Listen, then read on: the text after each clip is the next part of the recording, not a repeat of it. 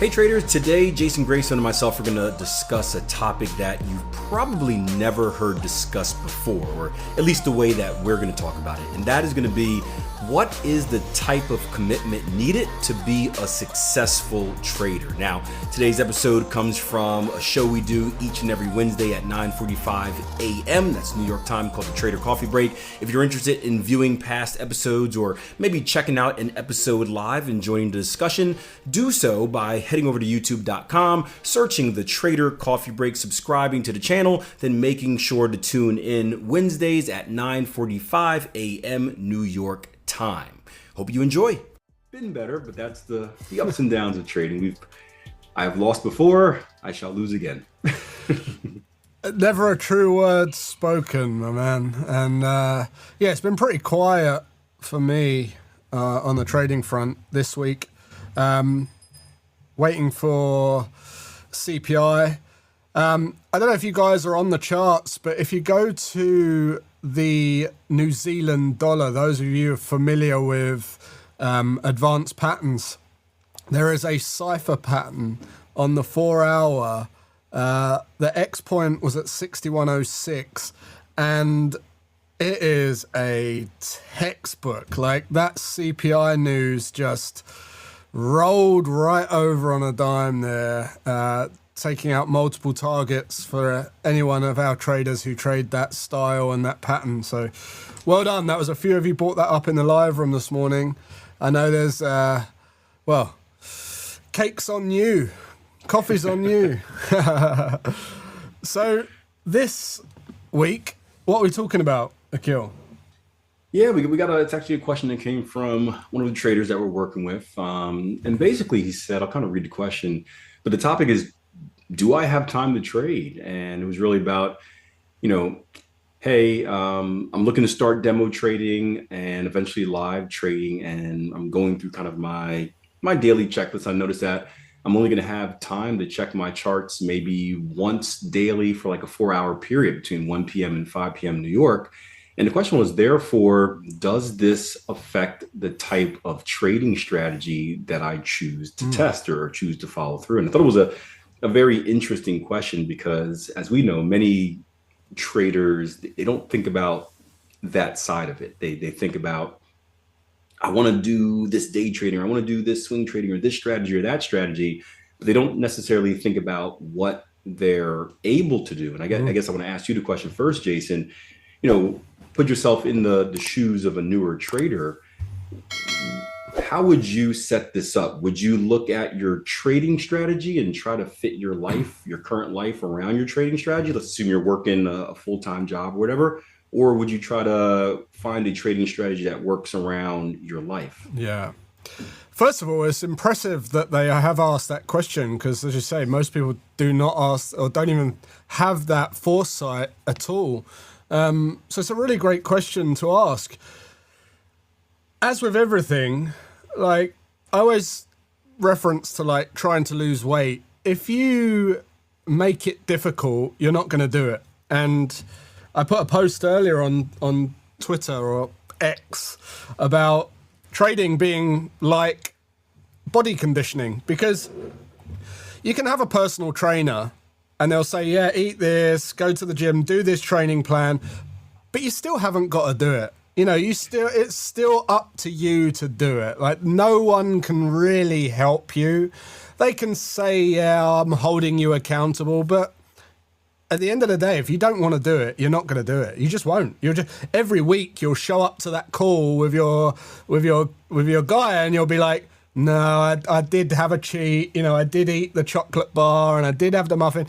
And they can like get frustrated till they're blue in the face. But the fact of the matter is, you have to do it, right? So the way that you do it is to make it as easy as possible with minimal disruption to what you're used to your comforts. So that's the key. Like, you're losing weight. You don't just give up something completely. You just make changes and you make switches in certain foods and drinks and habits. So with trading, it's the same thing. If you have to disrupt your entire life and go against every comfort that you've got used to and every routine and habit and everything that you do on a daily basis. If you have to uplift all of that just to make trading work, it's probably not going to work. So your second option that you said there, Akil, is definitely the way to go. It's like, look at what you're doing, and then look at a system, look at trading as how can I build this around what I'm currently doing, rather than that's dictating what I have to prioritize. Now I have to juggle my life around just to make that work.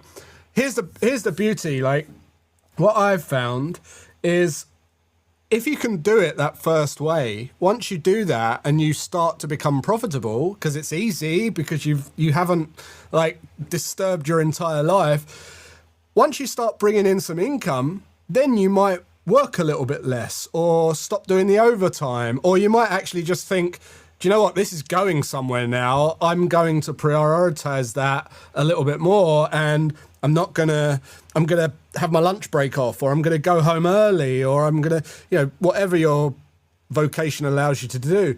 But then you start to then do it the other way. Then you start building your life around the most profitable time to trade. But you can only do that when you can do it.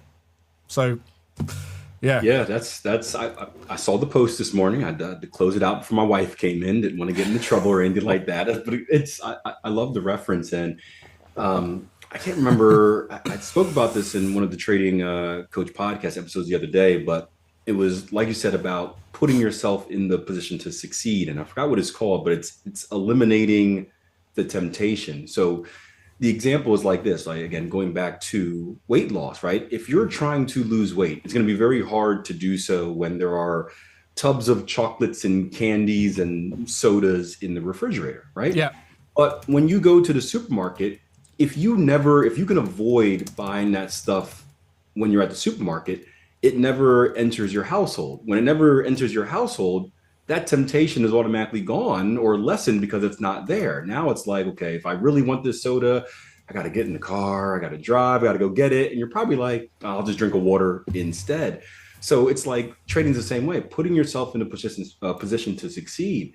And I remember very early on in my trading career, I was trading this mechanical system, and I was all about being a machine, optimization. No one really told me about, working it around my life. So I'm testing this system, and I've got the data, I'm breaking it down hour by hour. And I'm like, okay, the most profitable time to trade this system is like 2 o'clock in the morning to like 5 o'clock in the morning, my time. So that's the London Open pretty much. And then like a little bit later on in New York. So I'm like, okay, this is where the money's at. I'm going to trade it. And I tried for about a week or two waking up. It was a 4 hour system. So I had to wake up, like, I think I had to check it at the 10 o'clock candle and then check it again at 2. And I tried that for a week, thinking like, hey, the money will make it worth it, and completely destroyed me. I just could not do it. I could not function with waking up at 10 and checking the chart and then getting like 3.5 hours of sleep, then waking up again and checking it, and then trying to operate during the day. And that's when I learned that, like, hey, it's just not worth it. I was sleep deprived. I was angry in other aspects of my life. The trading in the afternoon wasn't sharp because I wasn't really focused, and it hit me where it's like, I can't do this. And that was the first time I realized, like, hey, the most profitable way isn't necessarily the best way. And that's why we're so glad you're asking this question, because most newer traders come in thinking, okay, find the most profitable way. Where in reality, you may have to sacrifice, and most of us do, we do sacrifice profit for fulfillment, for lifestyle, for health, whatever it may be. So it's a really cool question to ask. Yeah. And the second part you mentioned about the, I guess, making transition. I remember a trader we worked with a while back. This is probably back in the Trading Power days, where worked with him for a while, and he got to the point where he was a newer trader. He's working his full-time job, and he started getting good. And I remember the first year, he's like, okay, I'm going to reduce my hours from like 40 hours a week to like 35 hours a week. I think he just took he went in a few hours later each day because that trading profit was now making up for that income. And then he went from like 30 hours to like 20 hours, right? And then I remember he got a note from his job saying that they were doing cuts and whatnot, and that people were going to be laid off. And he went in, he was like, this is a blessing in disguise. He went in and told his boss that, hey, look, I'll work half the hours, half the week, whatever it may be.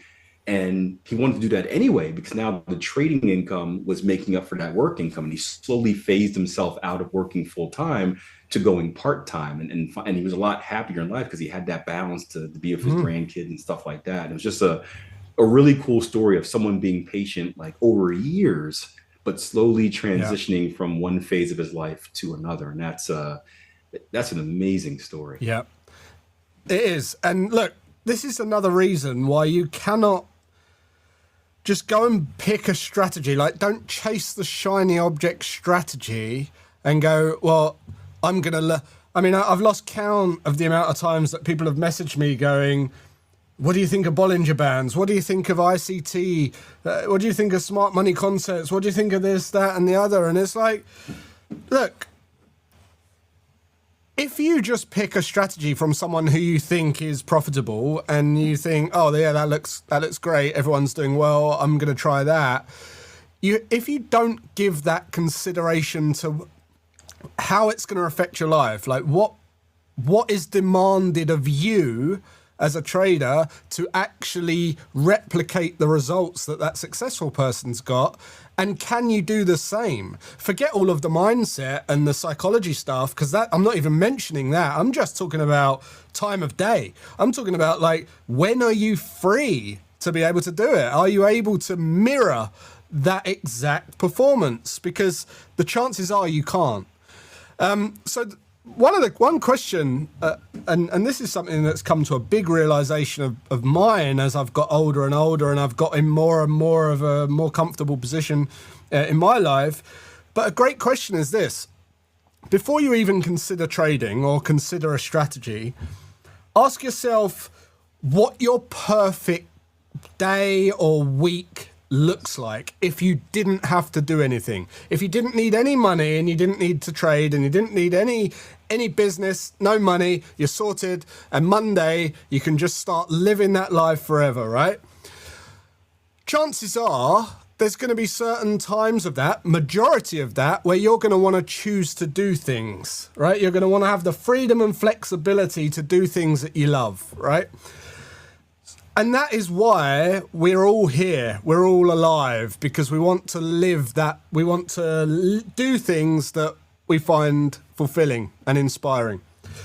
So that's beyond money, right? So at some point, there is going to be a yes or no to the question, would you still do that? Or would you stop doing that ideal life, if you were paid $50? And you'd be like, no. $100? No. $1,000? No. And at some point, there's going to be, well, you know, I might have one day away from it if I could get, and that number is going to be different for everyone. Here's why this is important. Who here has got to a position before where you go, oh, you're making some decent money, and now I let's just say that you went from coaching in person and it was exhausting, and now you're like charging a week's worth of wages or money for one coaching call, and that happens. And then the more you accumulate, even that becomes a pain. It's like, oh God, I've got to make that call. Even though I'm being paid $5,000, it's still a pain in the ass because it's stopping you from living your best life. That's what you're trying to move towards. So at some point, your trading strategy, this is a big tangent I'm going on here, but at some point your trading strategy will get in the way of your life.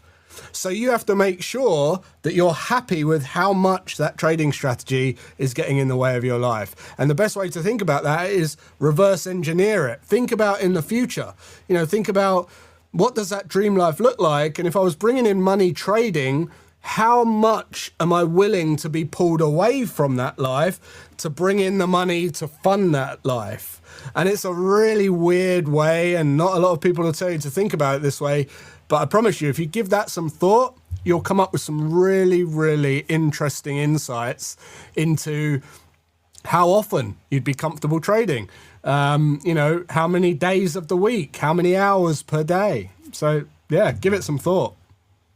That's 100% true. I remember I stopped day trading, what, during COVID, because again, during COVID, kids weren't going to school. There was so much Yeah, more time during the same. day, and I wanted to spend time with my family. And I'm like, wait, no, wait, why am I on these charts? Like my kids run around. I want to go to the park with them. Yeah. And I remember years later, I developed this new strategy, the DKC strategy. Worked really, really well, but it required that I was in front of my charts for like an extra 4 hours a day, paying attention like to 15-minute candles.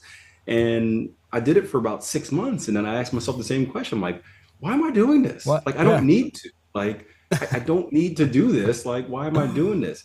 And I think it's because it's easy for a newer trader to look at us too and be like, well, easy for you guys to say, like, you're at this point, I'm at this point. But Hmm. understand that we've all gone through the process, and we're just trying to give you some experience of like, hey, start thinking about these things now before you get trapped and it's too late. Yeah. And the thing is, you can change, you can adapt. So if you are a newer trader, you're hungry, maybe you don't have a family, any responsibilities, and you're like, hey man, like I just want to spend as much time on the charts as possible. Like, shoot, like day trade, do different strategies, be as active as you want.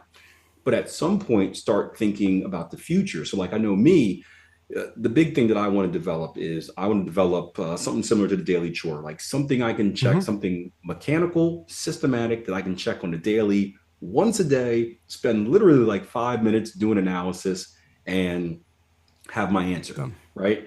Because there's going to be some point in my life where even swing trading becomes too much. And swing trading doesn't take a massive amount of time, but I'm thinking, hey, when I'm older or Yep. whatever like that, and I just don't want to do anything, right? I don't want to come back and I got to look at a chart at 6 o'clock at night just to make sure, blah, blah, blah. I know. I want to transition to something where it's like, hey, 5 p.m., 5 minutes, boom, boom, boom. Yeah. That's it. Yes or no, and then move on. So I'm starting to prepare for that now in thinking of, I don't know, 10, 20, I don't know how many years, but when that time is right, then I can make that transition. So understand as a newer trader, you can have one strategy because you're at a different point in your life now. But like Jason said, just always keep in mind, like, what do you want that perfect life to be? And just plan for it. So at least it's in your head. Even if you don't have the answers right now, maybe you're not skilled enough to have the answers right now, Yeah. but at least you're considering it for later before you get stuck. And, it's like someone taking a job that has I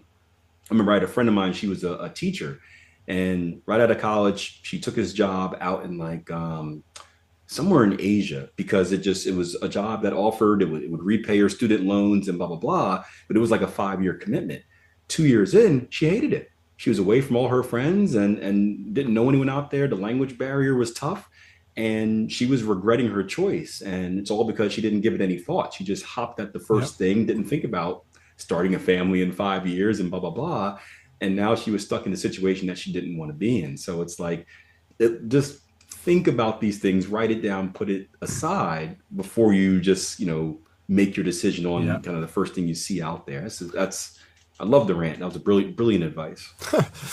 It always comes down to it always comes down to this. It's like if you have a fantasy about what it looks like in the first place, you're not gonna be able to think like Akil, thinking into the future, going, you know what, there might become a time where checking the charts for 5 minutes per day is annoying, right? Because when you tell that to a lot of people who are getting into trading, they're like, oh, don't be ridiculous. I'd do anything to trade because trading's amazing. And yeah, there are amazing parts of it, right? And guess what? There's amazing parts of sitting on a beach, sipping cocktails in the Maldives, but you wouldn't want to do it every day. So when you have this idea that that is the only thing I want to do, you're usually blind to something that you're missing. And when you start to see that, you're going to realize and you're going to go, right, yeah. And you will see those things. So the best thing is to like see it for what it is, plan meticulously, be very logical, be very holistic in your thinking, just like be real about it. Try and visualize what your day to day will look like, and then try and visualize where you're going and how that fits in. Because ultimately, we are doing things so that we can have a life that we want to fill with things that we love. So whatever helps us get that life, you're going to do, or you're going to try and do. And if trading's one of those, you've got to make sure that as you move towards that life, how much trading do you still want to do? Or can you adapt it? Can you start from like day one building it so that when you're at that point, you don't have to worry about that? It's a weird conversation because I think this is probably the first time this has been discussed ever. Like, honestly. And that's why I love these coffee breaks, because it's just, even me and Akil, like, we've never spoken about this. This is something that just, these are real raw thoughts that come off the dome when you're talking like this, and it's so valuable. So let us know. One thing I would say is, like, actionable steps wise, I would say, let's just say that you are going to try and fit it around your current life, which is a wise thing to do. You want to start on the higher time frames. You want to start on the daily or the 4 hour. You want to build a system that really only requires you to check the charts at a time that you can consistently be checking that chart, whether that's a consistent half-hour break every day, or a consistent lunch hour, or a consistent whatever it is, 5 hours. So the consistency is the most important thing, not necessarily the time frame. Like if you trade the hourly, great, you might have consistent breaks every half hour, every hour, but usually people don't. In jobs, in work, it's normally like every 4 hours they'll have a half-hour break, or so you want to start with a 4 hour or above, in my opinion, for sure. Yeah, I'd agree with that. I think the 4 hours is a sweet spot. It's usually you can get some type of break every 4 hours, and you also have so much time to prepare. Where it's like, we were looking at a trade yesterday, and someone was looking on a 15-minute chart, and it's like every 15 minutes you're like, okay, what happened? What happened? What happened? And they're talking to me. I'm like, look, we got 3 hours before this candle closes. I can care less until 1 p.m. Yeah. And it just brings that peace of mind. You don't have to rush, and when you're not rushing, you're making less mistakes. You can cross the T's and dot the I's and all that stuff. But I was with lunch was it yesterday or the day before? I think it was the day before. I was with lunch with two of our traders, Andrew Bridges, who's been trading since way back, like trading powered days. He's doing phenomenally well. But Elliot Capel, who is just trading bat patterns on the 4 hour, and he just passed the trading challenge with City Traders Imperium. They've just leveled up his account. Now they're, for every 10%, they're doubling it. So that's a great incentive. He's got a 4-year plan now to get to their top level. So phenomenal. And just bat patterns. Just bat patterns, 4 hour time frame. Be good at one thing. One thing. One thing. Gosh. And that's it.